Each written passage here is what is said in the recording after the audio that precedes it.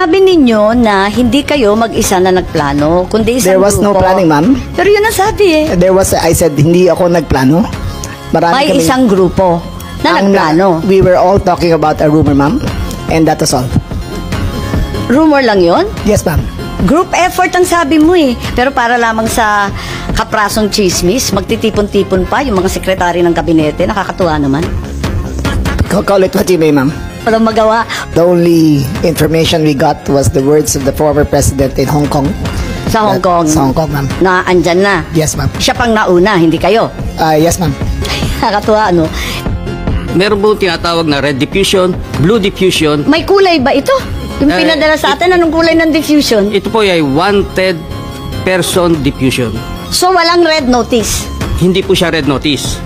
Because the nature of that diffusion is... Bakit si Congressman Arnie Teves may red notice na, hindi pa natin nagagawa ng paraan? Hindi ko po masagot. Ma'am, yung kay Arnie Teves,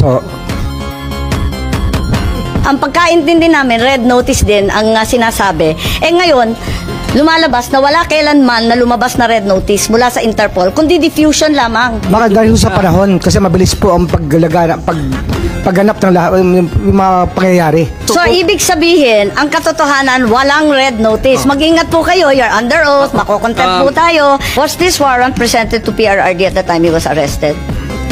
Pwede bang may sumagot? Si General Torre, mukhang kabisado niya, siya yung nasa video eh.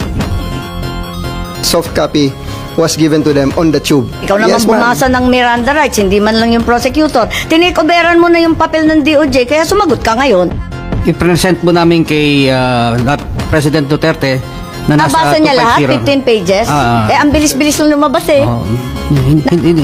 Hindi po niya nabasa yun. Hindi niya nabasa. Hindi niya. Pagpalagay natin hindi siya vice president, she is an immediate member of the family. Ang immediate members of the family, 24 hours pwede bumisita sa amin, nakakulong kami. Ito hindi pa nakakulong. Anak ito. Bakit hindi niya pinapasok? Maliban doon, is this not a violation of RA 7438 that requires that you guarantee access to an attorney? Oh my God. Body who issued the warrant, sir. Nasa batas yan. On 2 counts, immediate family na, abagada pa niya.